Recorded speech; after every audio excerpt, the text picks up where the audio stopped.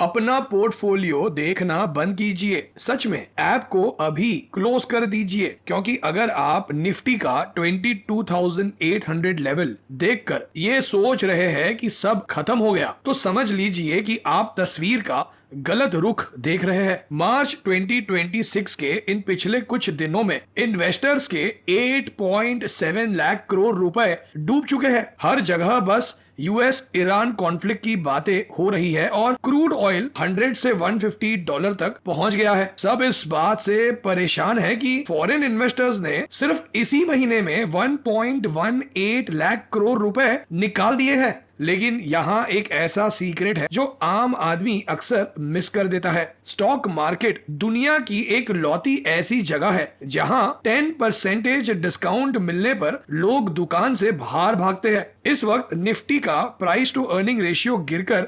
19.9 पर आ गया है। इसका मतलब ये है कि आज मार्केट अपने पिछले 10 इयर्स के एवरेज से भी सस्ता मिल रहा है। जहां दुनिया इसे 2026 का क्रैश कह रही है, वहीं समझदार लोग इसे इस डेकेड की सबसे बड़ी क्लियरेंस सेल मान रहे हैं। आज मैं आपसे सिर्फ पॉजिटिव रहने के लिए नहीं कहूंगा, बल्कि मैं आपको मैथ के साथ समझाऊंगा कि क्यों इसी हफ्ते इंडिया में नए करोड़पति बन रहे हैं। एक बात और, 48% लोग वीडियो देखते हैं पर सब्सक्राइब नहीं करते। मैं इतनी मेहनत इसीलिए करता हूं ताकि आपका पैसा बचा रहे। अगर आपको वैल्यू मिलती है तो प्लीज सब्सक्राइब कीजिए, इससे मुझे और भी बेटर कंटेंट लाने में मोटिवेशन मिलता है। हेलो मेरे दोस्तों, मैं हूं Bhavin, certified financial planner and a personal finance coach, and I welcome you all to the art of wealth building. Section number 1, 2026 के क्रैश की असली वजह। अब जरा ना असली मुद्दे पर आते हैं। निफ्टी 22,800 के ऊपर क्यों नहीं टिक पा रहा, और क्यों पिछले 48 आवर्स में इन्वेस्टर्स के लगभग 5 लाख करोड़ रुपए खत्म हो गए।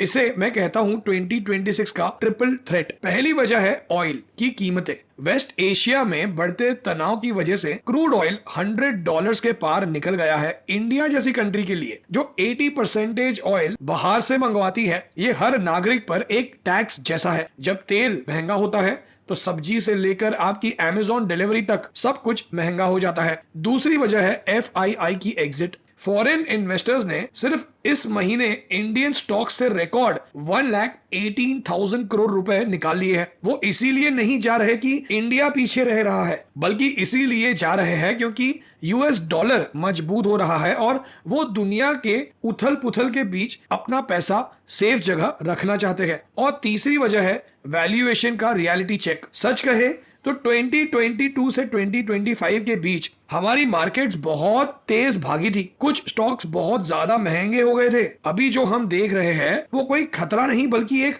हेल्दी रीसेट है। मार्केट्स बस थोड़ी देर सांस ले रही है। जब भी ऐसा हुआ है, चाहे वो 2008 का क्राइसिस हो, 2020 की पैंडेमिक या 2022 की यूक्रेन वॉर, कहानी हमेशा एक ही थी। हेडलाइंस कह रही थी सब खत्म, लेकिन रिकवरी हमेशा गिरावट से तेज रही। 2020 में मार्केट एक महीने में 30% गिरा, पर अगले 2 साल में डबल हो गया। 2026 भी अलग नहीं है। ये शोर सिर्फ कुछ वक्त का है, लेकिन इंडिया की ग्रोथ परमानेंट है। सेक्शन नंबर 2, हिडन ग्रोथ की असली कहानी। चलिए अब डर की बातें छोड़ते हैं और असली फैक्ट्स पर आते हैं। जब हर न्यूज हेडलाइन मार्केट क्रैश का शोर मचा रही है, तो वो लोग इंडियन इकोनॉमी के असली इंजन को देखना भूल रहे हैं। यहाँ 3 सिंपल पॉइंट्स में देखिए कि असलियत क्या है। नंबर 1, दुनिया का सबसे तेज खिलाड़ी। ग्लोबल स्कोर बोर्ड को देखिए। 2026 में जहां यूएस और यूरोप 1-2% ग्रोथ के लिए तरस रहे हैं, वहीं इंडिया की ग्रोथ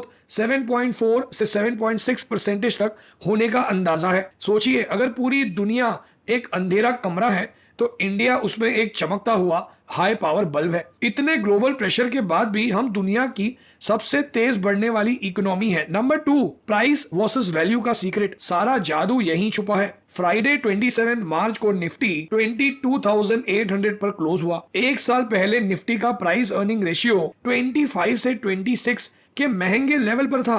और आज ये गिरकर 20.02 पर आ गया है। लेकिन निफ्टी मिड कैप 150 को देखिए, उनका मुनाफा यानी ईपीएस अभी भी 15 से 20% की रफ्तार से बढ़ रहा है, पर उनके स्टॉक प्राइसेस गिर गए हैं। ये बिल्कुल वैसा ही है जैसे किसी दुकान में प्रोडक्ट की क्वालिटी तो बढ़ रही है, पर दुकानदार ने जल्दी में प्राइसेस 20% कम कर दिए हो। क्या आप उस दुकान से भागेंगे या अंदर जाकर खरीदी करेंगे?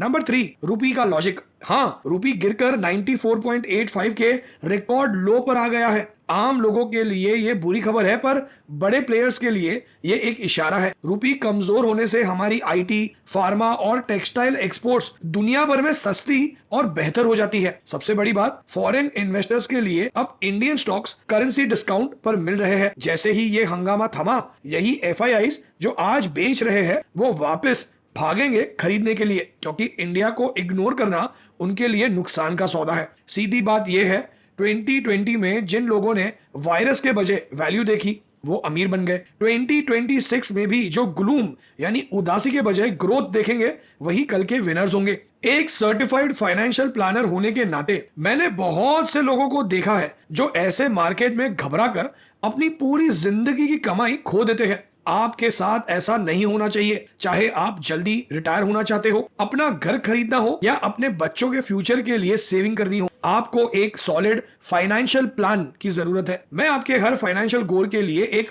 पर्सनल रोड मैप बनाने में आपकी मदद कर सकता हूं। वन-ऑन-वन कंसल्टेशन के लिए आप theartofwealthbuilding.com पर जा सकते हैं या स्क्रीन पर दिए गए नंबर पर मुझे व्हाट्सएप कर सकते हैं। आपको लिंक नीचे पिन कमेंट में भी मिल जाएगा। चलिए आज से ही आपके फ्यूचर की प्लानिंग शुरू करते हैं। सेक्शन नंबर 3, 2026 में अमीर बनने की स्ट्रेटेजी। ज्यादातर लोग वेट करते हैं कि कब मार्केट ग्रीन हो तब खरीदे, लेकिन असली पैसा तब बनता है जब सब कुछ रेड यानी लाल निशान में हो। एक छोटी सी कहानी सुनिए। सोचिए आपका फेवरेट स्मार्टफोन 1 लाख रुपीस का है। अचानक एक फ्लैश सेल आती है और वो 75,000 में मिलने लगता है। क्या आप उसके वापस 1 लाख होने का इंतजार करेंगे?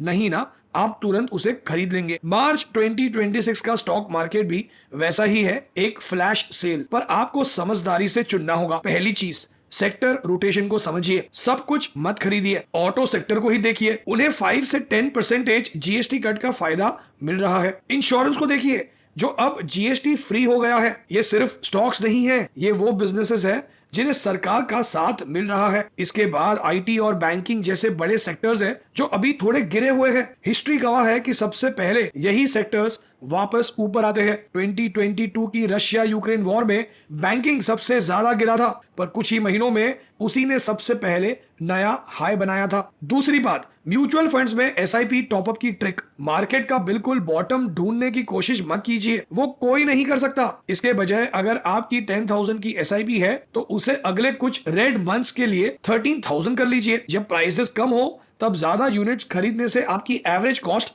कम हो जाती है। 2022 के क्रैश के बाद आम लोग इसी तरह करोड़पति बने थे। आखिरी बात, अपना नजरिया बदलिए। मार्केट को 5 दिन के बजाय 5 साल के फ्रेम में देखिए। इंडिया की ग्रोथ का बेस लाइन 12% है, लेकिन वो अल्फा यानी वो एक्स्ट्रा पैसा जिससे घर या ड्रीम कार आती है, वो वही बनाते हैं जो डर के माहौल में खरीदने की हिम्मत रखते हैं। 2030 में आप या तो ये कहेंगे काश मैंने 2026 में और खरीदा होता, या फिर आप कहेंगे शुक्र है मैंने उस वक्त सही फैसला लिया।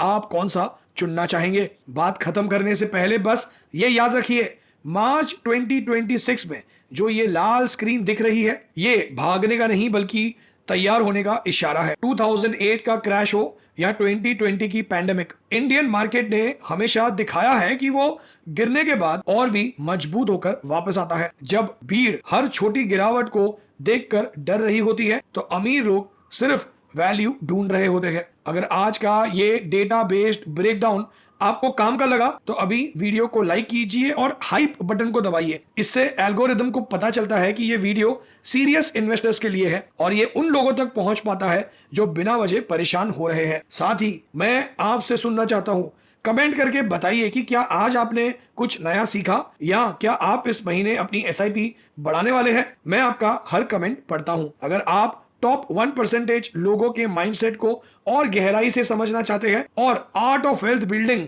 सीखना चाहते हैं तो हमारे वेबसाइट पर जरूर जाएं। ये सिर्फ सेविंग और इन्वेस्टिंग की बात नहीं है, ये फाइनेंशियल फ्रीडम की लाइफस्टाइल के बारे में है। वीडियो को आखिर तक देखने के लिए बहुत बहुत शुक्रिया। आज का आपका ये पेशेंस ही कल आपका पोर्टफोलियो बनाएगा।